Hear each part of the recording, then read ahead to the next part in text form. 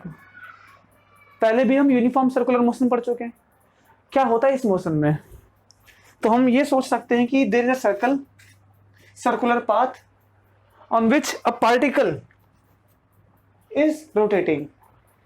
ये हम कह सकते हैं कि एक पार्टिकल इस सर्कुलर पाथ में रिवॉल्व करता है। अब जब ये पार्टिकल रिवॉल्व करता है तो जरूरी बात ये आती है कि रिवॉल्व करके जाना कहाँ चाहता है। दूसरी बात ये आती है कि पार्टिकल है क्या।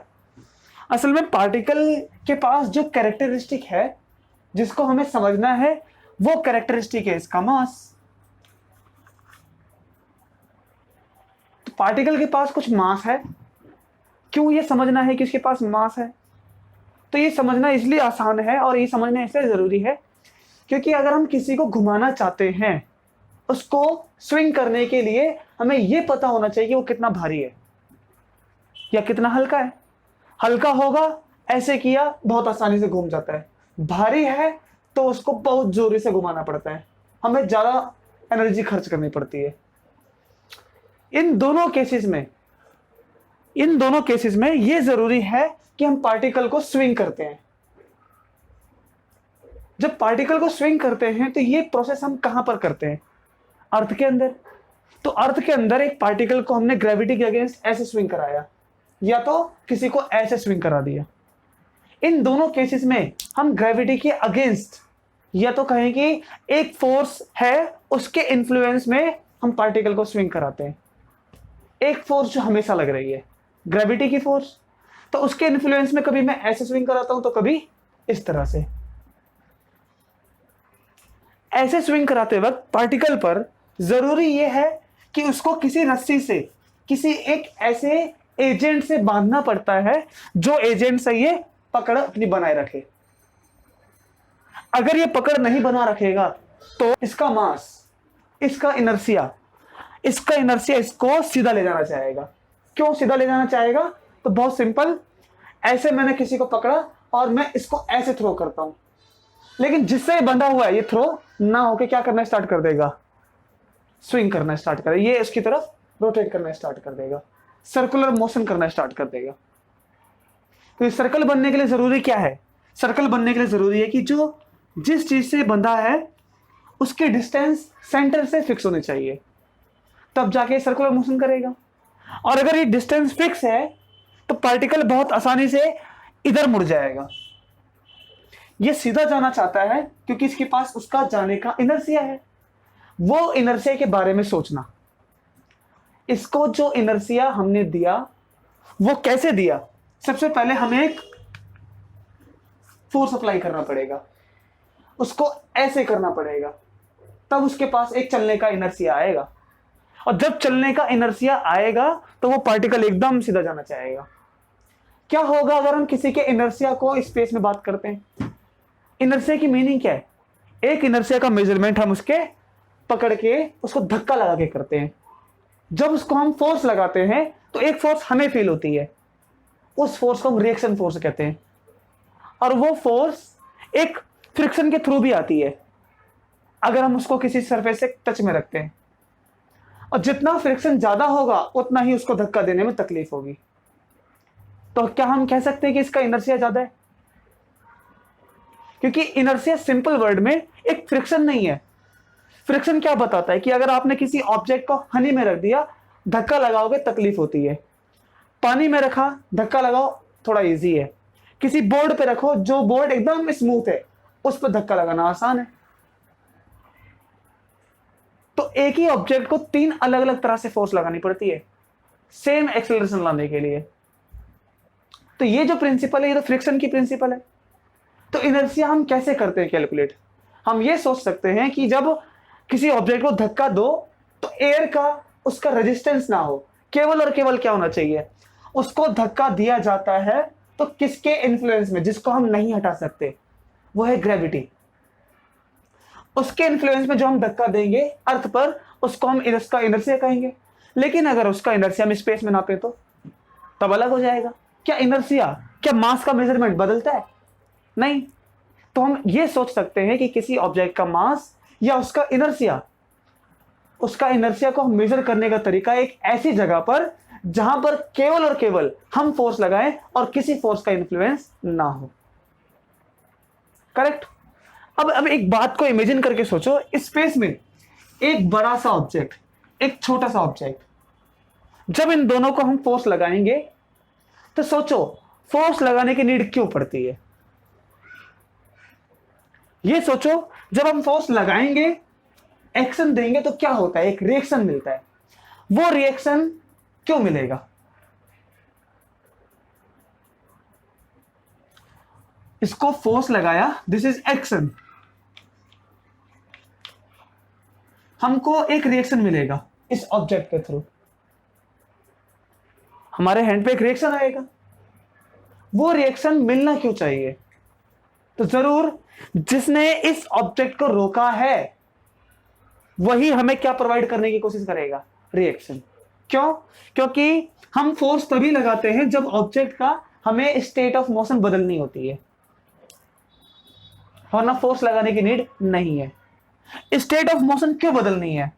क्योंकि ऐसा कोई ना कोई है जो हमें फोर्स लगाने पे मजबूर करता है, और जिसको हम अभी बुक में पढ़ते हैं, ग्रेविटी इज एवरीवेयर। खैर, अब हम यहां पर आके पूछ सकते हैं कि अगर किसी ऑब्जेक्ट को हम धक्का देंगे तो वो एकदम चलना चाहता है सीधा, ठीक, वो इधर आ पाएगा क्या? अगर पार्टिकल चलकर यहां आ गया तो ये जो रस्सी का मॉलिक्यूल है ये स्ट्रेच हो जाएंगे, like it will just Titan up. ऐसे किया और रस्सी के मॉलिक्यूल ऐसे टाइट हो गए, उसके आगे नहीं जा सकते। नहीं जाएंगे तो मॉलिक्यूल को खींचना है, जाना है उधर, मॉलिक्यूल को ऐसे जाना है, मॉलिक्यूल नहीं जाएंगे, वो ऐसे के ऐसे रहेंगे। तो जरूर उनके ऐसा रखने के लिए एक फोर्स लगी होगी, वो फोर्स बनी होगी, और उस फोर्स को हम टेंशन कहते हैं, उस फोर्स को हम रिएक्शन कहते हैं। करेक्ट। अब उसी फोर्स को एक जनरल नाम बता दो कि वो टेंशन है, रिएक्शन है, ग्रेविटेशन है, वो है क्या? तो इसका हमने एक जनरल नाम दिया कि उसको आज से हम बोलेंगे it is centripetal force.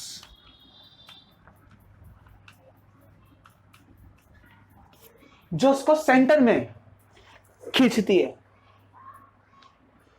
Centripetal force के लिए सबसे इंपॉर्टेंट क्या है कि इस ऑब्जेक्ट के बीच में और सेंटर से एक एजेंट होना चाहिए। वो एजेंट कौन है? यहां पर रोप के मॉलिक्यूल्स, स्ट्रिंग। वो एजेंट नहीं होगा तो कौन ऐसे स्ट्रेच होगा, कौन ऐसे कंप्रेस होगा, कौन वापस आएगा? तो होना चाहिए कोई ना कोई। इन केस जब ये पार्टिकल रोटेट करता है, यहां पर आया और मैंने रस्सी को कट कर दिया, तो पार्टिकल को जाने का कहां था? पार्टिकल यहां जाने था, तो पार्टिकल को यहां जाना था, मैंने रस्सी को कट कर दिया, तो particle will go like this. But अगर ग्रेविटी है तो पार्टिकल ऐसे जाकर ये पैराबोला, लेकिन ग्रेविटी नहीं है तो ये चलता जाएगा स्पेस में।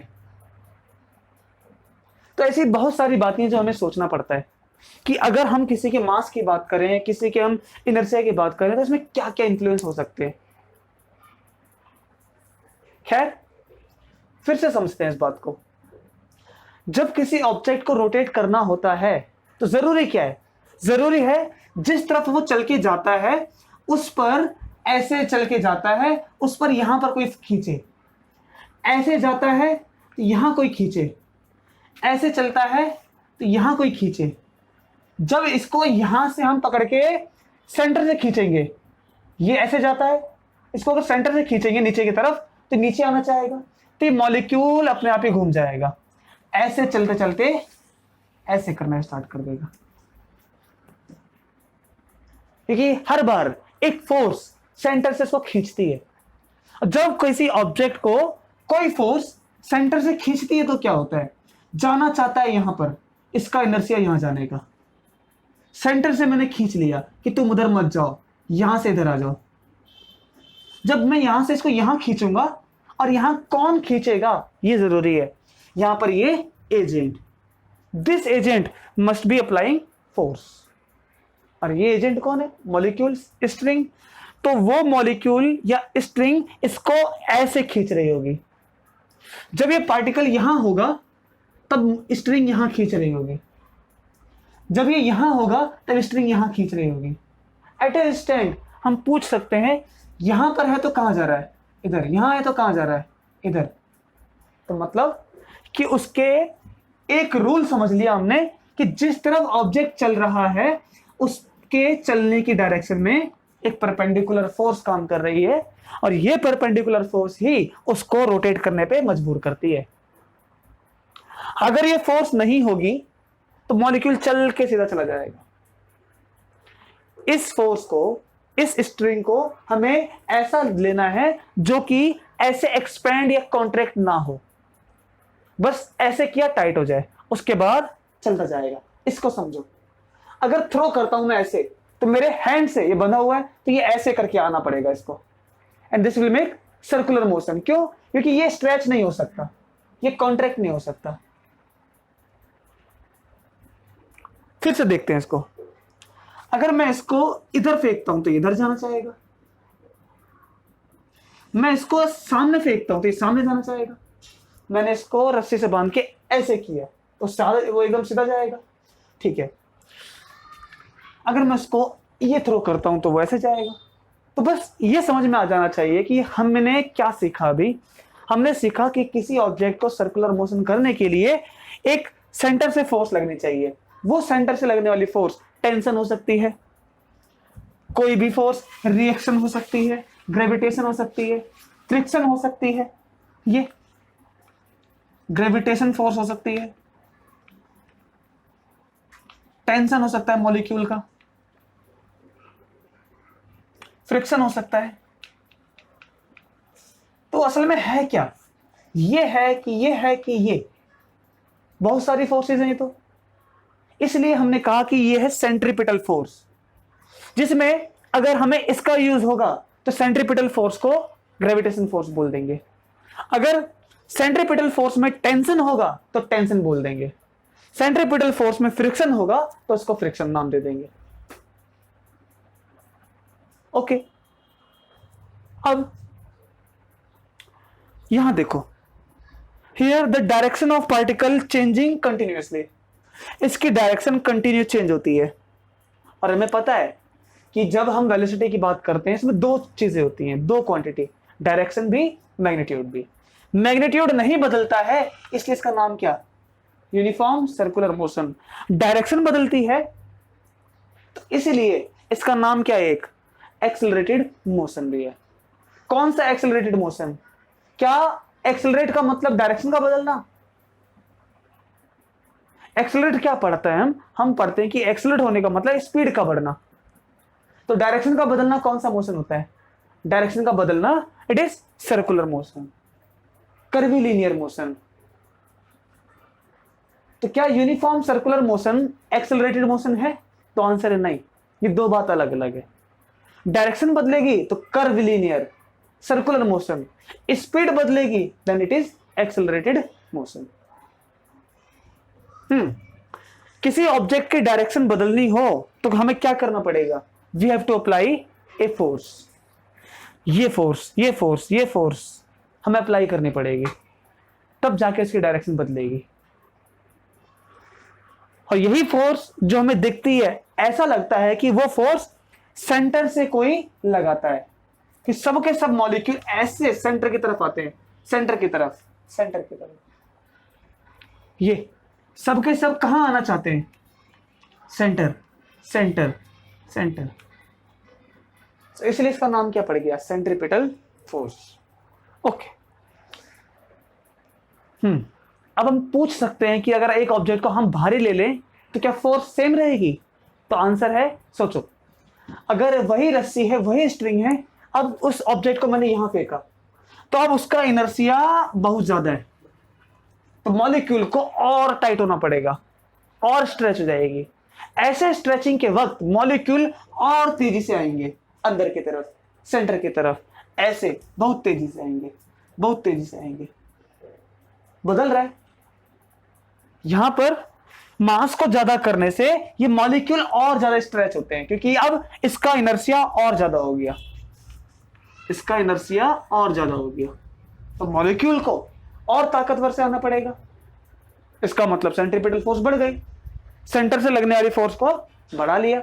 दूसरा, अगर ऑब्जेक्ट का चलने का इनर्शिया बढ़ाना है तो चलने का इनर्शिया बढ़ाने का एक और तरीका है, उसकी स्पीड को बहुत तेजी से फेंक दो। अगर हम एकदम एक्सट्रीम स्पीड से थ्रो करते हैं तो ऑब्जेक्ट के चलने का इनर्शिया विल गो अप। अगर ये बहुत ज्यादा हो जाएगा तो मॉलिक्यूल को फिर से अपने आप को तेजी से स्ट्रेच करना पड़ेगा। और ये हम समझ सकते हैं कैसे। अगर हम एक रोप से या एक पतले धागे से किसी ऑब्जेक्ट को ऐसे घुमाते हैं लाइटली, तो it will swing, it will rotate. तेजी से कर दे तो रस्सी के टूटने का डर होता है। रस्सी क्यों टूटेगी? अगर मॉलिक्यूल ऐसे नहीं आ पाएंगे तो वो ब्रेक हो जाएगी। क्यों ब्रेक हुई? क्योंकि इसका इनर्शिया उसको खींच लेता है। तो स्पीड बढ़ाने से, स्पीड के इंक्रीज करने से फोर्स बढ़ जाती है। अगर ये फोर्स उतनी लायक नहीं है तो ये टूट के चला जाएगा। ठीक है। अब ठीक है, इन सब बातों से एक बात पता चलती है कि सेंट्रीपिटल फोर्स एक ऐसी क्वांटिटी है, एक ऐसी क्वांटिटी, अब जहां पर ये वर्ड आ जाए क्वांटिटी, इसका मतलब कि उसको हम मेजर कर सकते हैं। मेजर कर सकते हैं तो कितना होगा ये? Let's me do.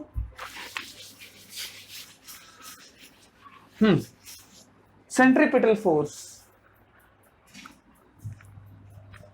Fc force होती है मास इनटू में एक्सेलरेशन। बट ये एक्सेलरेशन वो नहीं है जो स्पीड के बढ़ने से आता है। स्पीड के बढ़ने से जो होता है अगर हम उसको माने तो ओके, तब क्या होता है ये? तब ये होता है स्पीड में बदलाव अपॉन में dt। बट ये एक्सेलरेशन स्पीड के बढ़ने से नहीं है, it is because of changing direction. और डायरेक्शन के चेंज होने से जो एक्सेलरेशन आता है वो एक्सेलरेशन की डायरेक्शन क्या होगी? तो बहुत आसान है कि जिस तरफ फोर्स लगती है उसी तरफ मॉलिक्यूल भी एक्सेलरेट करते हैं।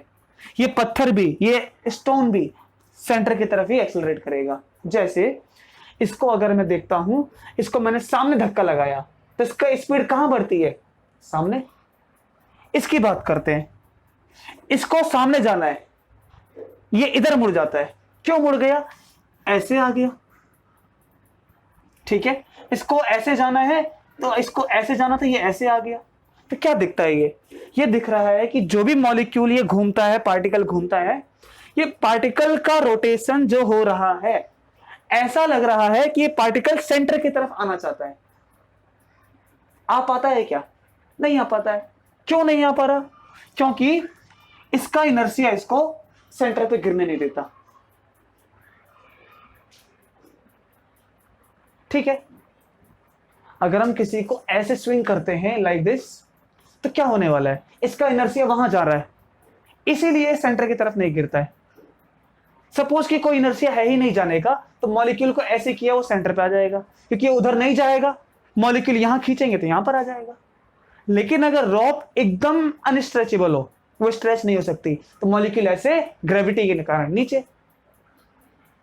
क्या हम मॉलिक्यूल से उसका इनर्शिया खत्म कर सकते हैं?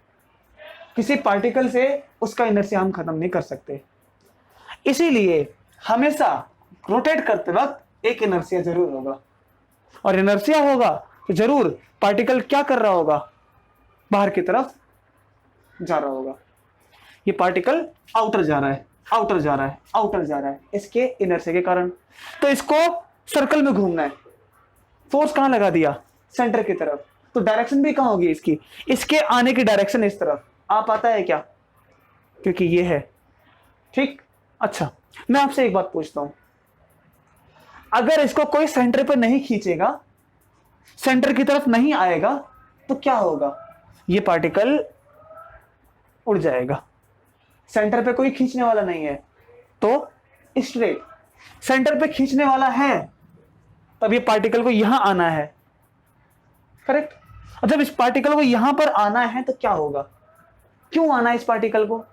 इस पार्टिकल को इसलिए आना है क्योंकि ऐसे ये पार्टिकल ऐसे जा रहा है। ठीक है, मॉलिक्यूल स्ट्रेच हो गए, वो नहीं चाहते हैं तो ऐसे फोर्स लगाएंगे, तो मॉलिक्यूल सबके सब इसको यहां खींचेंगे, यहां पर खींचेंगे, अंदर की तरफ, और ये जो डायरेक्शन है ये कहां से लगती है, सेंटर से। पार्टिकल सेंटर की तरफ ये पार्टिकल सेंटर की तरफ खींचना चाहता है, आना चाहता है, तो इसके आने की डायरेक्शन कौन सी है, टुवर्ड सेंटर।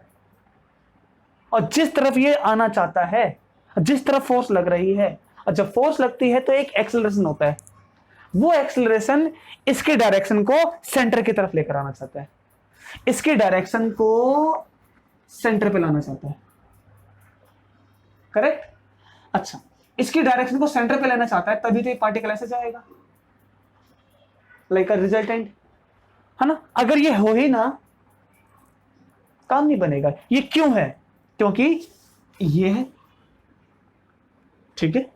फिर से पार्टिकल का इंटेंशन, इसका इनर्शिया इधर जाने का, मॉलिक्यूल स्ट्रेच हो गए, इसको खींचो, इसकी डायरेक्शन उधर जाने की है। अब रोप ने, स्ट्रिंग ने इसकी डायरेक्शन इधर कर दी, तो जो इसके डायरेक्शन को बदल रहा है वो किस तरफ दिखता है आपको, टुवर्ड सेंटर। सेंटर पे नहीं खींचेगा तो पार्टिकल विल नॉट रोटेट। इसीलिए हम जो अब पढ़ेंगे कि सेंट्रीपिटल फोर्स होती है तो उसका एक्सेलरेशन भी कहां पर होता है, टुवर्ड सेंटर, इसलिए सेंट्रीपिटल एक्सेलरेशन।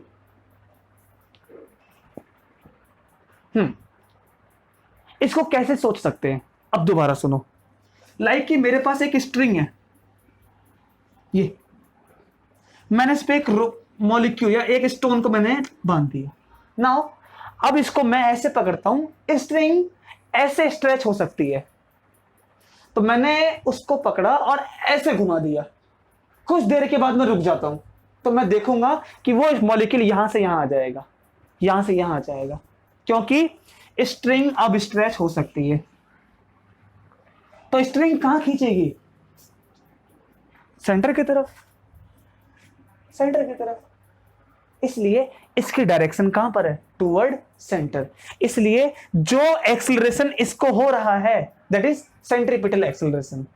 फिर से फोर्स किस पे लग रही है, पार्टिकल पर, तो पार्टिकल ही क्या करेगा, accelerate. This is acceleration of particle, ये जरूरी है। तो एक्सीलरेशन कहां पर है, सेंटर की तरफ। यहां से देखो सेंट्रीपिटल एक्सीलरेशन क्या होता है, we have studied v square upon में r, या तो हम ऐसा भी लिख सकते हैं ओमेगा स्क्वायर इंटू में r।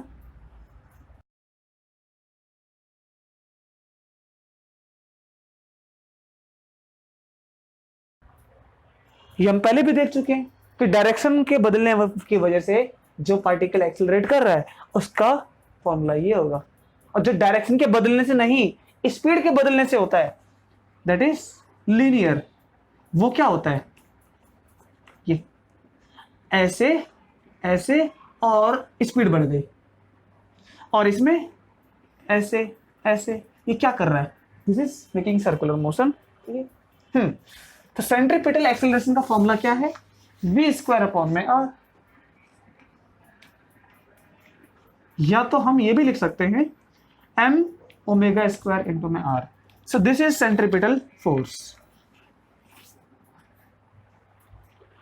फॉर इंस्टेंट मान लेते हैं कि पार्टिकल की जो रेडियस है वो कांस्टेंट है, किसकी रेडियस, फ्रॉम द सेंटर, और ये तो कांस्टेंट होगी।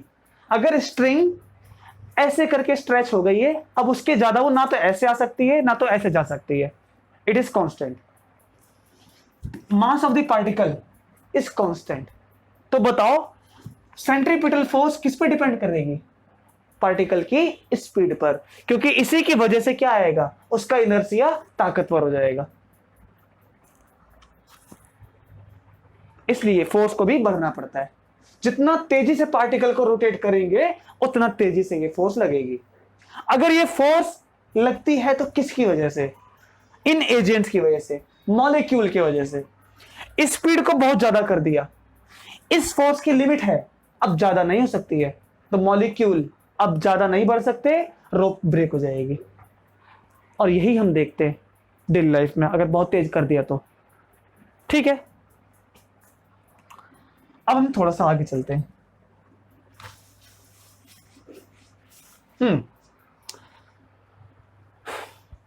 तो ये कैलकुलेशन सेंट्रीपिटल फोर्स के लिए।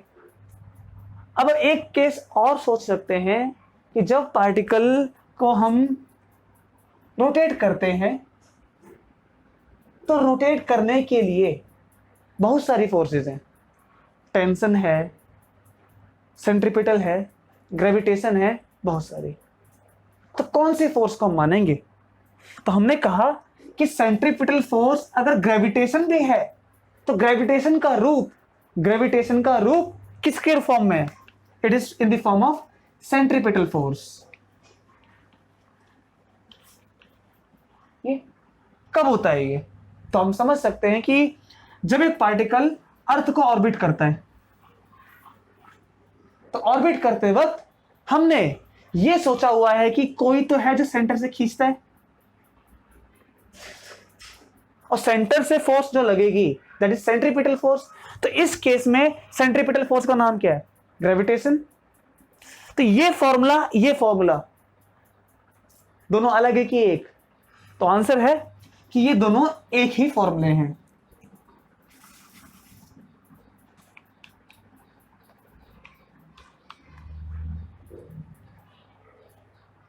अब आप इसको लिखोगे, ये लिख सकते हो, लेकिन अब पूछता हूं मैं एक बात कि एक फोर्स तो टेंशन की भी होती है, तो टेंशन की force equals to mv² upon में r।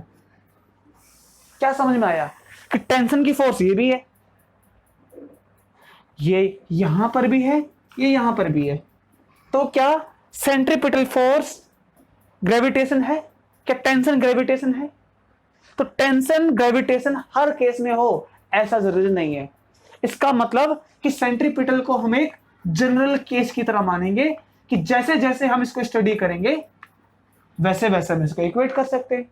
अगर ग्रेविटेशन का रीजन दिखता है तो ग्रेविटेशन के इक्वल, टेंशन के दिखता है रीजन तो टेंशन के इक्वल, फ्रिक्शन का दिखता है तो फ्रिक्शन के equal.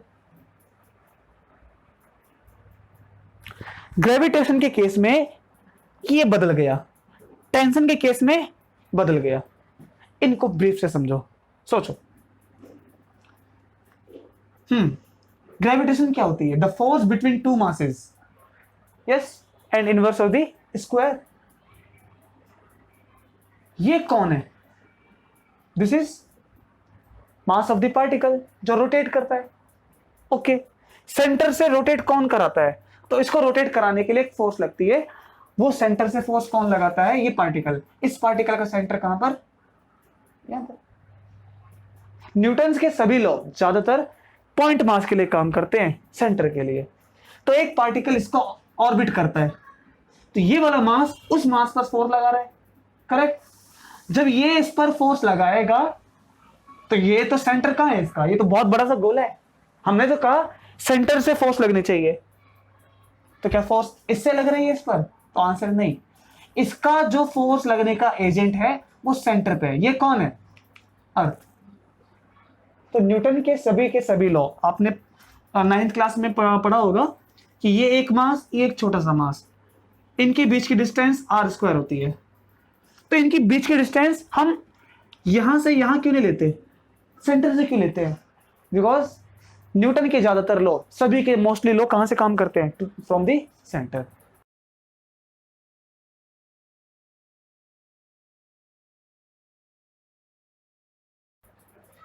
Centripetal force from the centre, ये भी बहुत पूरी से करता है। तो ग्रेविटेशन दिखेगा, ग्रेविटेशन के इक्वल। क्यों इक्वल? क्योंकि हम जानते हैं ग्रेविटेशन का फॉर्मूला ये भी होता है m×g। इस m का बात करो, ये m कौन सा है जो एक्सेलरेट कर रहा है? इस g की बात करो, ये g कौन है? कंपेयर करके देखो, v² अपॉन में r। तो मतलब कि एक्सेलरेशन इज v² अपॉन में r। क्या गलत था? एक्सेलरेशन v² अपॉन r ही तो होता है। ओके, थोड़े थोड़े केस और बनाते हैं। Turning on a circular road. Circular road पे टर्न लेते वक्त क्या होता है? सोचो, ये पार्टिकल P, इसको अगर सीधा लेकर जाते हैं तो कहां जाता है? ये B पर, ठीक है। जब इसको B पर लेकर जाते हैं और इसको B पर लेकर ही जाएंगे तो ये देखो क्या होगा, ये यहां पर आके एक्सीडेंट हो जाएगा। एक कार को अगर ऐसे लेकर जाएं तो एक्सीडेंट। हमने क्या देखा कि ये सड़क ऐसे करके कर्व होती है, ये यहां से टर्न होती है, तो हमने क्या सोचा, इसको यहां ना ले जाने की बजाय इसको थोड़ा सा हम ऐसे ले जाएंगे, इसको ऐसे मोड़ लेंगे। नहीं मोड़ेंगे, एक्सीडेंट। क्या हुआ? तो आंसर है पार्टिकल यहां जाना चाहता है, इसका सीधे जाने का इनर्शिया। हमने क्या किया, उस पार्टिकल को टर्न ले दिया। सोचो, जब इस पार्टिकल को टर्न करना है तो टर्न करते वक्त क्या जरूरी है? टर्न करते वक्त डायरेक्शन में चेंज जरूरी है। इसको ऐसे मोड़ना है तो फोर्स कहां लगनी चाहिए? यहां से मोड़ना है, this must be force, correct. अच्छा, तो हम पार्टिकल को मोड़कर ऐसे लेकर आ जाते हैं, ऐसे लेकर आए, एकदम सीधा जाना चाहता है तो हम इसको ऐसे मोड़ के यहां लेकर आ जाते हैं, ये ठीक। जब इसको यहां पर लेकर आएंगे, जाना कहां चाहता है? इधर। तो हमने कहा, सोचो क्या हुआ, हमने कहा कि हम इसको लोकेशन सी पर लेकर आ गए, जाना चाहता था डी पर, जाना चाहता था मतलब कि इसका इंटेंशन, इसका इरादा यहां जाने का था, करेक्ट ना? क्योंकि इसके इनर्शिया के कारण इसका इरादा यहां से यहां पर आने का है। हम इस पार्टिकल को ऐसे लेकर ऐसे आ गए, लेकिन ये आना कहां चाहता है? तो हमने कहा कि ये इधर आना चाहता है, मैं इसको यहां पर लेकर आ गया, तो पार्टिकल कहां आना चाहेगा? फिर से देखो, इसका इनर्शिया यहां पर आना चाहता है, इसको मैंने मोड़ दिया यहां पर, ठीक है। अगर ये यहां पर नहीं आता तो कहां पर आता? इसका मतलब कि हम ये समझ सकते हैं कि ये जो इधर है ये क्या है? इसके आने का इरादा, यहां से यहां पर आने का इरादा, that is intention. Intention of motion.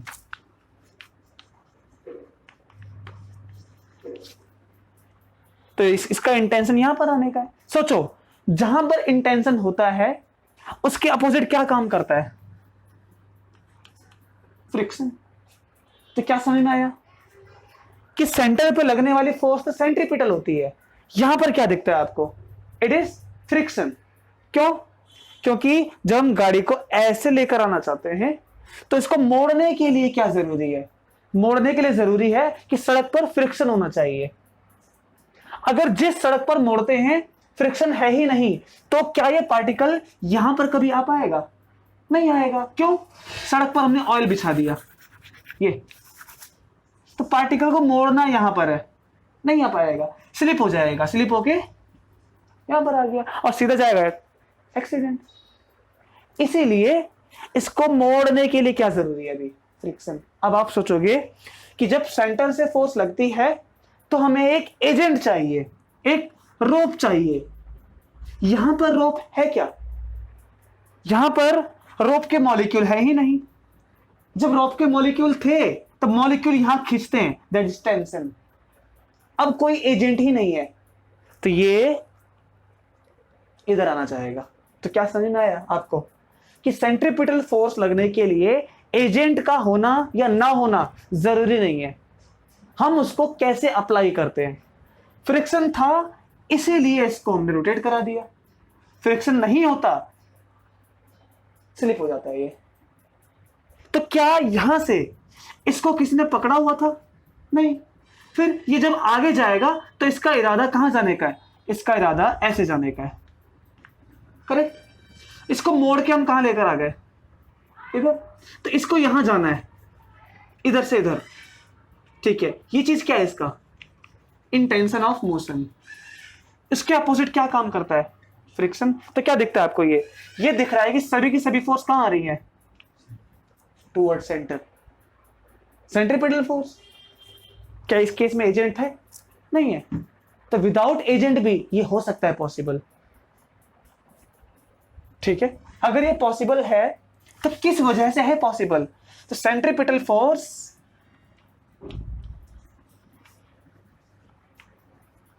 Is possible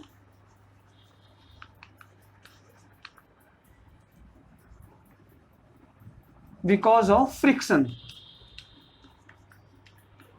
in this case centripetal force possible हुई फ्रिक्शन की वजह से।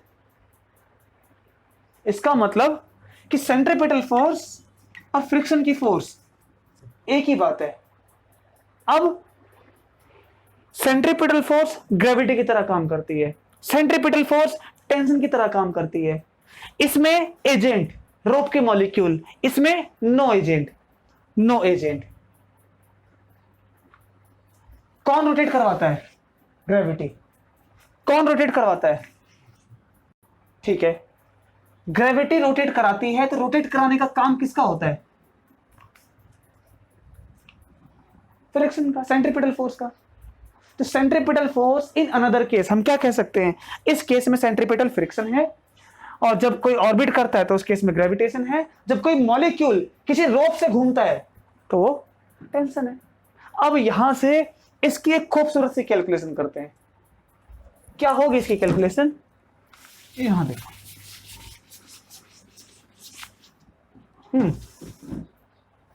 सेंट्रीपिटल फोर्स mv² अपॉन में r, फ्रिक्शन फोर्स क्या होती है, म्यू इंटू नॉर्मल, नॉर्मल बोल तो ग्रेविटी, म्यू इंटू mg। ये जो मैंने लिखा है यहां पर ग्रेविटी, ये कहां से आया, इट इज इंपॉर्टेंट। मैं आपको इसकी इंफॉर्मेशन जरूर दूंगा, लेकिन अब आपको दिमाग में रखना है और सोचना है बैठ के कुछ टाइम तक कि ग्रेविटी कैसे आएगा।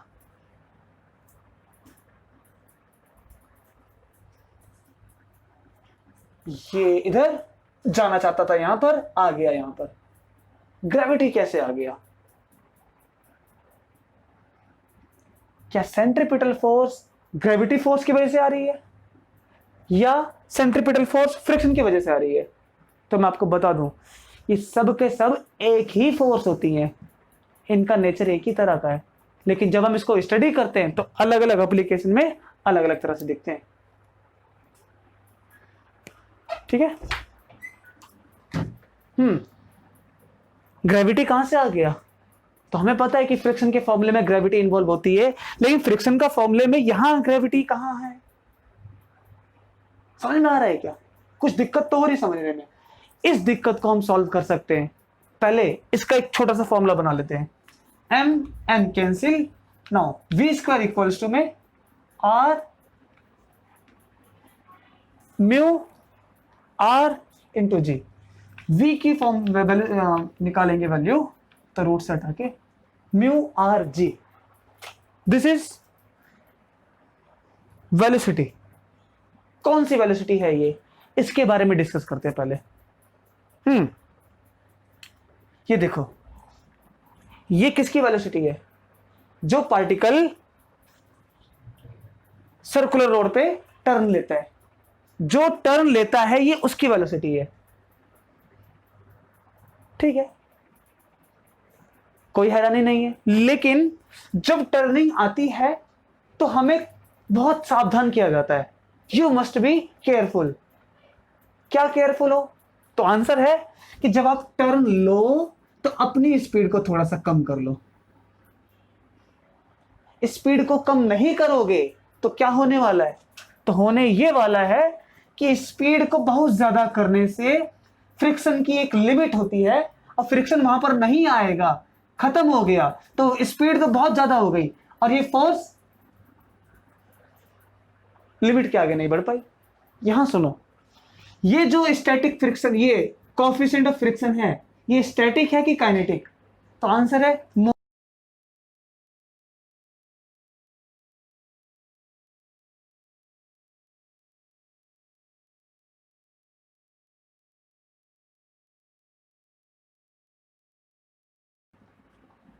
लेकिन अब मैं पूछना चाहता हूं, इसकी तो लिमिट होती है और ये हमारे हाथ में अनलिमिटेड है, करेक्ट? इसकी लिमिट है 20 तक। Now I increase this. इसको इंक्रीज कैसे करेंगे? इसको तो मैं नहीं कर सकता हूं। रोड की जो रेडियस है कर्व होने की, नहीं बदल सकता हूं। मेरे को आया शौक, तो मैंने बहुत जुनून में इस स्पीड को ये बहुत ज्यादा कर दिया। स्पीड को ज्यादा करने से ये 20 था, ये 50 हो गया, और ये क्या हो गया? Unbalanced, not equal. और जब इक्वल नहीं है तो क्यों इक्वल है? क्यों इक्वल है? इक्वल नहीं होना चाहिए था, लेकिन इक्वल किया ना। अब सोचो कि इसके इक्वल होने की मीनिंग क्या है। इसके इक्वल होने की मीनिंग ये है कि जब हम किसी गाड़ी को टर्न लेते हैं तो हमें सावधान करते हैं कि अगर आपने स्पीड बढ़ा दी तो स्पीड बढ़ाने से फ्रिक्शन काम नहीं करेगा। फ्रिक्शन का काम था सेंटर पे लाना। स्पीड को बढ़ा दिया, वर्क नहीं कर रहा है, सेंटर पे नहीं आओगे। सेंटर पे नहीं आएंगे तो ये टकरा गए, टेंजेंशियल एक्सेलरेशन काम कर जाएगा, आपको यहां पर नुकसान होगा। We call it accident. तो क्या सुना आपने? स्पीड को बहुत ज्यादा मत करो। हो गया तो जो आपने स्पीड को बढ़ाया, स्पीड के बढ़ाने से फ्रिक्शन काम नहीं करता है। स्पीड को लिमिट में रखो। लिमिट में रखेंगे तो हम ये कह सकते हैं कि स्पीड को बड़े सावधानी से हमने 20 बना दिया। Now it is 20। अब 20 होके ये फोर्स फ्रिक्शन की तरह काम कर रही है। अगर फ्रिक्शन है तो स्पीड कम है, स्पीड कम है, now you are safe. Safe हो गए। तो इस स्पीड ने इतना हमें कंट्रोल दे दिया, we will be safe.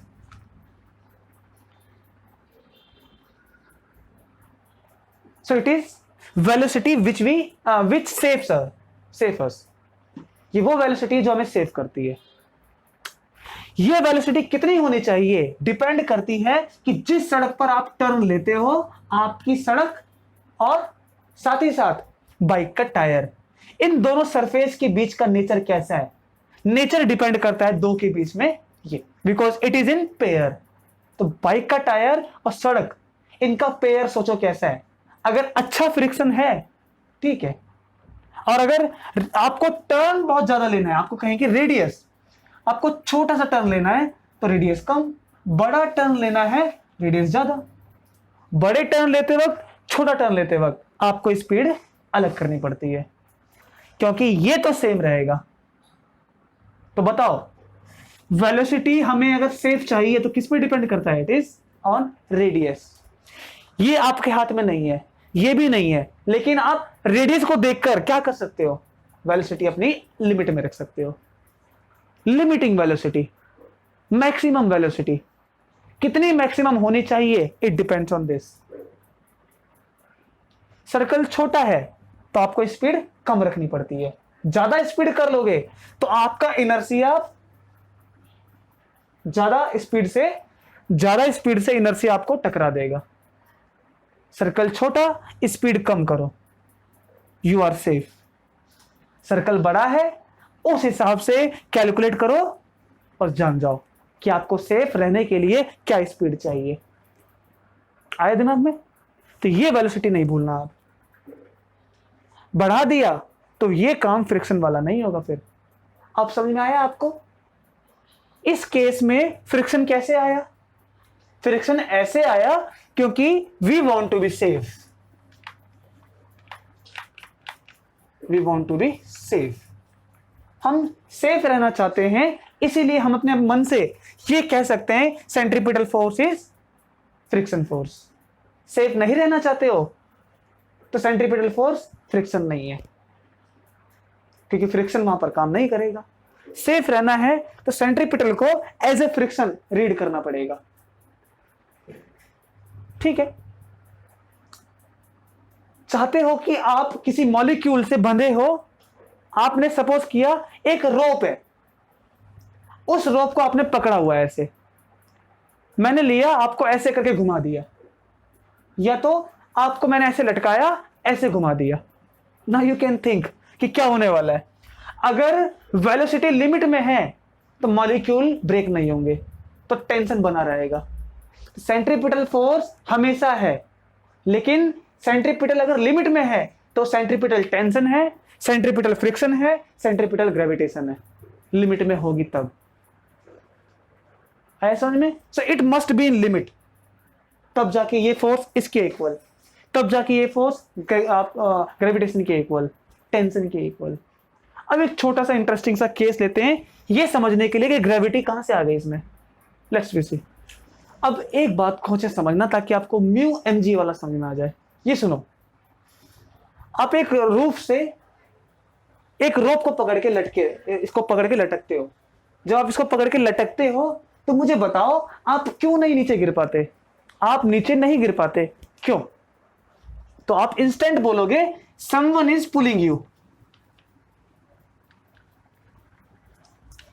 Correct? कि कोई तो है जो आपको खींच रहा है। वो कोई कौन है?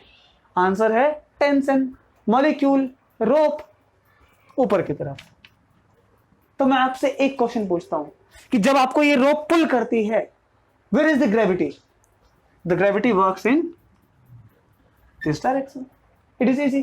नाउ सेकंड केस, सपोज कि आप एक सड़क पर खड़े होते हो।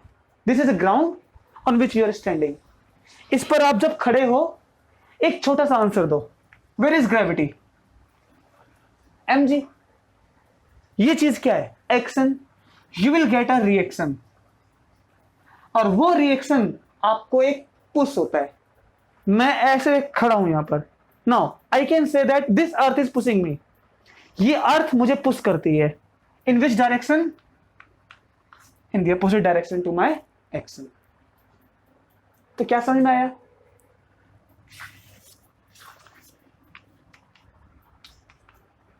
अब वो पुल हो या पुश हो, gravity is always opposite to that.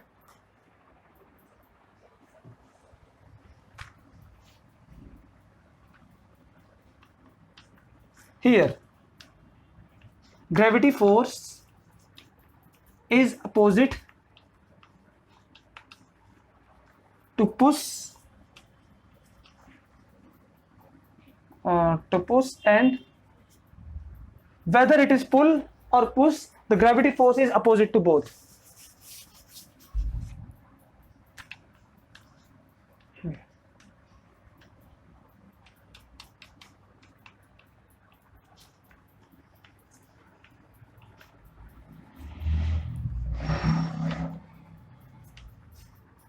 Force of gravity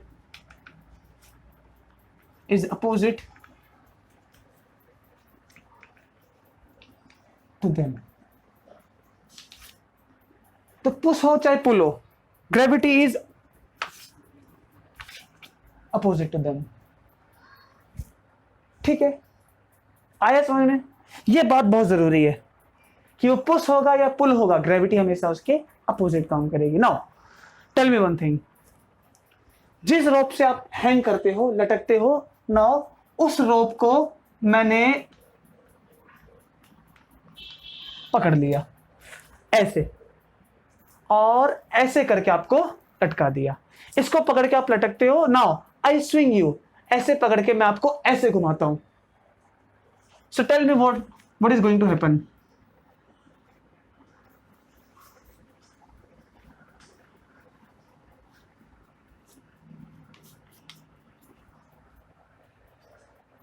this is amazing.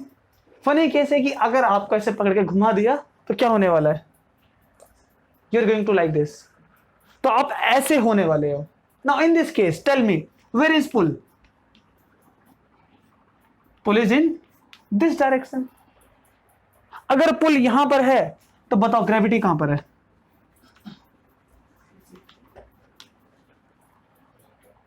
हाँ, ये जो ग्रेविटी है, ये ग्रेविटी का कंपोनेंट हो सकता है, mg cos थीटा और mg sin theta, but it is force of gravity जो पुल के क्या है? अपोजिट। अब मुझे एक बात सोच के बताओ, अगर मैं से आपको स्विंग करता हूं, नाउ यू मैं थिंक कि स्विंग करते वक्त आपको ग्रेविटी कहां फील हो रही है? Like outside, in this direction, you are feeling gravity. Clear?